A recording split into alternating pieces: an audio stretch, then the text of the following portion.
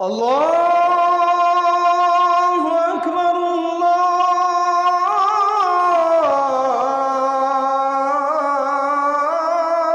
আল্লাহু আকবার।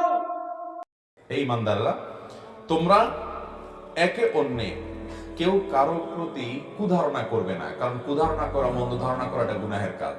এটাও দেখবেন যে অন্যের ব্যাপারে কুধারণা করতে আমরা মহাপটু। একজন মুসলমান অন্য মুসলমানের 10টা দিক দেখছে দোষের, তারপরও সে চিন্তা করবে হয়তো আমি ভুল দেখছি, হয়তো আমি যা দেখছি বাস্তবতা তার ভিন্ন কিছু, হয়তো তার কোনো ওজর আছে। এরকম বিভিন্ন ভাবে সে ওজর তালাশ করবে অন্যের ব্যাপারে, আর নিজের ব্যাপারে সে কড়া হবে। আমরা নিজের ব্যাপারে বিভিন্ন সাফাই গাই, আর অন্যের ব্যাপারে যত খোঁচাখুচি করে তার দোষ বাইর করা যায়, চিত্র অন্বেষণ করা যায়, সেই চরিত্র আমাদের মধ্যে আছে না নাই? তো আল্লাহ তাআলা সেটাও নিষেধ করেছেন। এরপর আল্লাহ তাআলা আরো নিষেধ করেছেন 3 নম্বরে, ওয়ালা তাজাসসু, তোমরা এক অন্যের পেছনে স্পাইগিরি করো না। স্পাইগিরি করো না, তোমরা একে অন্যের সাথে গোয়েন্দাগিরি করো না। ওই যে দোষ বাইর করা, ছিদ্রান্বেষণ এটা করবা না। এগুলোও দেখবেন আমাদের মধ্যে প্রচুর আছে। বরং যারা ইসলাম প্র্যাকটিস করে তাদের মধ্যে কোনো কোনো ক্ষেত্রে এই রোগগুলো আরো বেশি, যে এক দলের লোক আরেক দলের লোকের বিরুদ্ধে স্পাইগিরি করে, আছে না নাই? এক দলের লোক আরেক দলের লোকের দোষ বাইর করার জন্য টর্চ লাইট দিয়ে নেমে যায়, আছে না নাই? ভাইরা আমার, এরপর আল্লাহ তাআলা বলেছেন চতুর্থত, ওয়ালা ইয়াগতাব বা'দুকুম বা'দা, তোমাদের কেউ যেন কারো গীবত না করে। এই গীবত তো এখন আর গীবত নাই, গীবত এখন ঘি ভাত হয়ে গেছে। গীবত এখন কি হয়ে গেছে? ঘি ভাত হয়ে গেছে। দুইজন একত্র হলে 3 নম্বর জনকে নিয়ে যদি আলাপ আলোচনা না করা হয়, তার দোষ ত্রুটিগুলোকে রসিয়ে রসিয়ে, মজা করে করে, হেসে হেসে, আনন্দ করে যদি চর্চা না করি, আমাদের মজলিসটাই পানসে পানসে লাগে। ঠিক না বেঠিক? এই পরিমাণ ভয়ঙ্কর আকার ধারণ করেছে গীবত। এই পাপ যখন আমরা করি, এই অপরাধ যখন আমরা করি, আমাদের হিতাহিত জ্ঞান পর্যন্ত থাকে না। আমরা এমন ভাবে করি এটা যে অপরাধ, সে অপরাধ বোধযোগ্য পর্যন্ত আমাদের মধ্যে কাজ করে না। ভাইরা আমার, গীবতের অপরাধ সকাল থেকে রাত পর্যন্ত সারাদিনে কতবার হয় আপনার, আপনি যদি হিসাব করেন তো দিন শেষে আপনি অবাক হয়ে যাবেন। দেখা যাবে আপনার দ্বারা সবচেয়ে এই ভয়াবহ পাপটা পরিমাণে অন্য অনেক পাপের চাইতে বেশি হচ্ছে। ঠিক না বেঠিক? আপনি যদি কোনো গীবত না করেন, দুজন তৃতীয় কাউকে নিয়ে সমালোচনা করছেন, ওখানে বসে আপনি রসিয়ে রসিয়ে সে মজা শুনছেন। ওয়াজ মাহফিলের মধ্যে বসে আজকাল অনেক গীবত হয়, হয় কি হয় না? ব্যক্তির ব্যক্তিগত বিষয়গুলো নিয়ে চর্চা করা, খোঁচাখুচি করা, দ্বীনদার ভাইদের ভিতরে ইসলাম প্র্যাকটিস করে সেই ভাইদের মধ্যে এরকম ব্যাপক আকার ধারণ করেছে। এগুলো বাধা দেওয়ার মতো লোক পাওয়া যায় না। আমার মাদ্রাসার ছাত্র জীবনে এক ভাইয়ের কথা মনে পড়ে। এই কুমিল্লার মানুষ উনি ছিলেন, আব্দুল কাইয়ুম ভাই, কোথায় আছেন জানি না। সেই ছাত্র জীবনে হাটাজারিতে যখন পড়ি তখন ছিলেন। আমার মনে আছে যে আমরা কখনো যদি কারোর বিষয়ে কোনো সমালোচনা করছি, সাথে সাথে আব্দুল কাইয়ুম ভাই বলতেন, ভাই হয় থামান আলোচনা, আল্লাহ আমি এখান থেকে চলে যাব, কারণ আমি গুনাহ করবো না। গীবত করা যেমন গুনাহ, গীবত শোনাটাও আমি শুনবো না। এরকম মুত্তাকি পরহেজগারের সংখ্যা আমাদের সমাজে অনেক কম। এই হিম্মত আমাদেরকে করতে হবে যে আমি গীবত করবো না, গীবত শুনবো না। অনেকে গীবত করার সময় শয়তান তাকে একটা যুক্তি তুলে দেয়। দেখবেন আপনি যদি বলেন যে ভাই এটা তো গীবত হয়ে যাচ্ছে, থাক আমরা এটা না করি, এটা যদি বলেন তো সাথে সাথে দেখবেন শয়তান ওই লোকটার কাছে একটা লজিক ধরায় দেয়, একটা যুক্তি ধরায় দেয়। কি?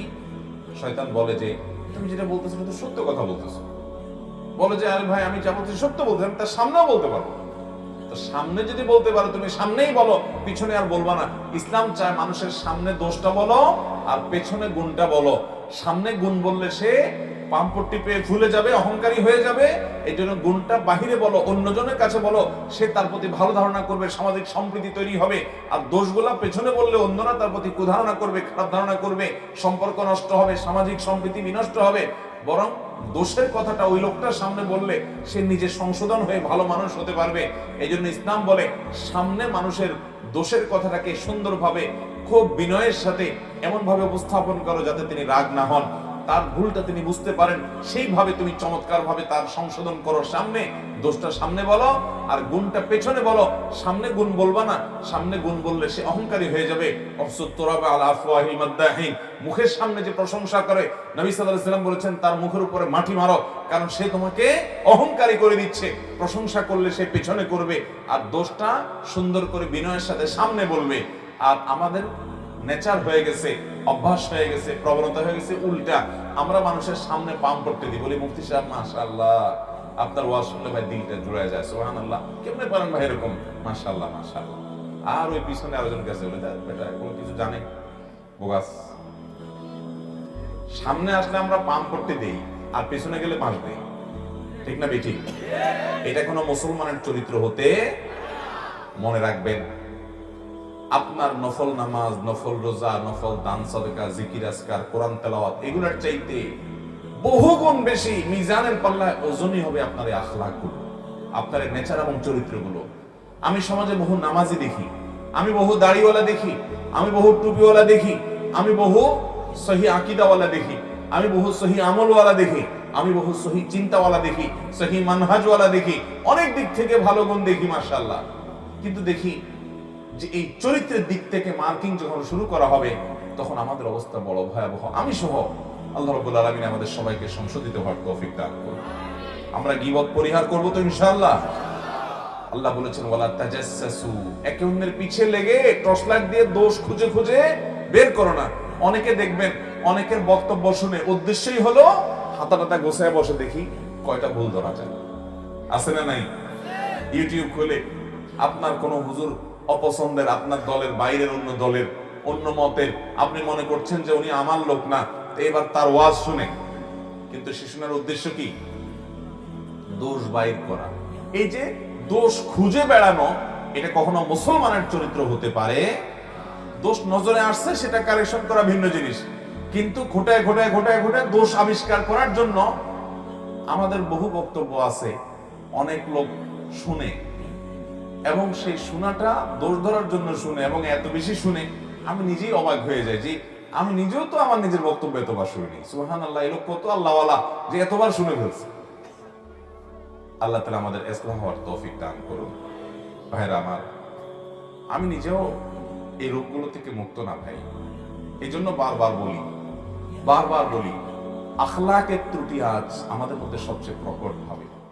আমরা আলেম হই, অনেকে বক্তা হই, অনেক ভালো ভালো আলোচনা করি, অনেক সুন্দর সুন্দর মাসলা মাসাইল দিই, অনেক মিষ্টি মিষ্টি কথা বলি, কিন্তু দিন শেষে আমি হয়তো কারোর পেছনে লাগি, কারোর দোষ চর্চা করি, কারোর দোষ আবিষ্কার করার চেষ্টা করি।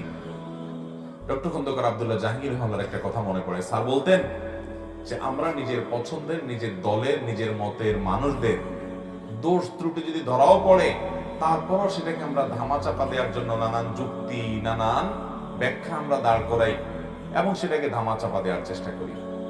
আর যদি নিজের পছন্দের বাইরের কোনো লোক থাকে যার প্রতি আমার কোনো কারণে অপছন্দ ভাব আছে, আমি তাকে আমার মনে করি না, তখন সেই লোকটার কোনো ভালো কিছু পাইলেও বলি যে মতলব কি আল্লাহ জানে, কাজটা ভালো ঠিক আছে কিন্তু এর মতলব কি আল্লাহ ভালো জানে। আমরা তার কোটি কোটি দোষ বাইর করার চেষ্টা করি, এর মাধ্যমে আমরা মনে করি ইসলামের খেদমত করি। স্যার বলেছেন না, এর মাধ্যমে আমরা আমাদের নফসের পূজা করি, ইসলামের খেদমত মোটেও করি না। নিজের পছন্দের দলের লোকের ভুল বিচ্যুতিগুলো আমাদের কাছে কোনো বিষয় না, ব্যাখ্যা আছে সেগুলো। আর অন্যের ভালো কিছু পাইলেও সেখান থেকে তিল পাইলে সেটাকে আমরা তাল বানানোর চেষ্টা করি, আছে না নাই? হ্যাঁ আমার, আপনি আপনার দলের, আপনার মতের কয়জন আলেমের ভুল বিশ্লেষণ করেছেন আজ পর্যন্ত বলতে পারবেন? ভিন্ন মতের বহু আলেমের বিরুদ্ধে আপনি বিরাট বিরাট গবেষণা বের করেছেন, সেটা তো জানি। তা আপনার চিন্তার, আপনার বন্ধু বান্ধবের বিরুদ্ধে এরকম কয়টা গবেষণা করেছেন? নিজের বিবেককে জিজ্ঞাসা করেন, আপনি কি নফসের পূজা করছেন না আল্লাহর আনুগত্য করছেন? আল্লাহ তাআলা আমাদের সবাইকে সুন্দর চরিত্রবান, সুন্দর আদর্শবান মানুষ হওয়ার তৌফিক দান করুন। ভাইরা আমার, তো এই জন্য সূরা হুজুরাতের তৃতীয় আলোচিত বিষয় হলো যত মন্দ চরিত্র আছে সেগুলো থেকে পরিচ্ছন্ন করে একজন মানুষ নিজেকে জান্নাতি মানুষের উপযোগী করা। এর জন্য আল্লাহ রাব্বুল আলামিনের প্রথম নির্দেশ হলো কেউ কাউকে নিয়ে ঠাট্টা বিদ্রূপ করবে না, কেউ কাউকে খোঁচাখুচি করবে না, কেউ কাউকে বাজে নামে ডাকবে না, কটু মন্তব্য করবে না তার সম্পর্কে।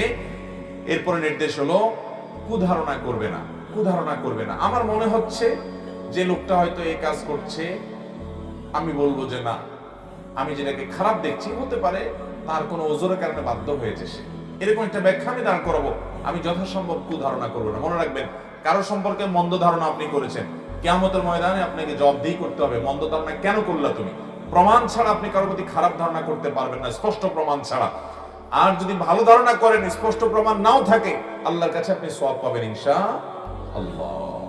ওই যে একটা ঘটনা শুনছেন না, যে এক পুকুরে দুই প্রান্তে দুইজন, রাত 3টা বাজে, দুই পাশে দুইটা পুকুরের ঘাট আছে, দুইজন হাত পা ধরছে।